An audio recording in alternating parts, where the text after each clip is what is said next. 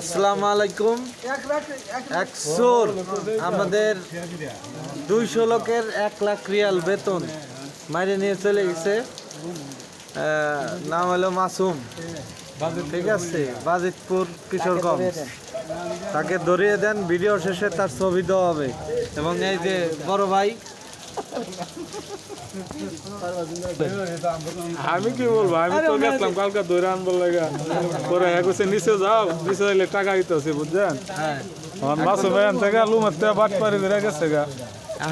যে জায়গাতে তাকিয়েতে ধরার চিন্তা আপনার পিড়ে এখন আমাদের এই সৌদি আরবে প্রবাসীদের কাছে খাওয়ার টাকা পয়সাও নাই, ঠিক আছে?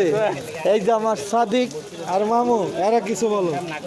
আর কি করব ভাই, বৃষ্টির মাঝে ভাই অনেক কষ্ট করতেছি ভাই, অনেক কষ্ট করেছি, 1 লাখ রিয়াল মারি নিয়ে চলে গেছে ভাই। অনেক কষ্টে আছি ভাই, বৃষ্টির মাঝে কাম কাজ নাই ভাই।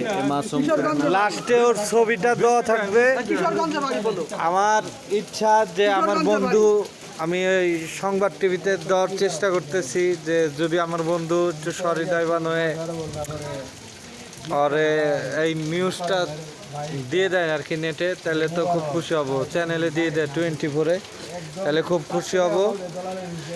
আর ভিডিও শেষে ওর ছবি এবং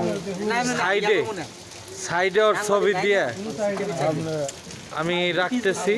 এটা ধন্যবাদ আপনাদেরকে। ওকে ধরিয়ে দেন, যে যেখানেই পান, ওর নাম্বার আছে, ও ফোন দিলে ধরে না।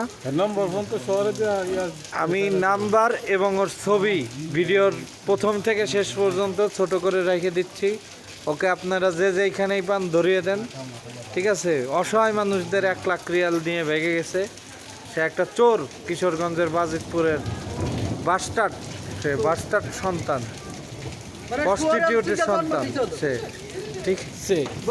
আর কি বলবো, সে একটা কুকুরের বাচ্চার থেকেও খারাপ। সে রাত্রে নাই দিন নাই এই প্রবাসে আসছি ভাই, মা বাপ ছাইরা, সেই টাকাটাও এরা নিয়ে গেছে। কিরকম খারাপ ও প্রস্টিটিউটের মায়ের সুদি খানকি বলার।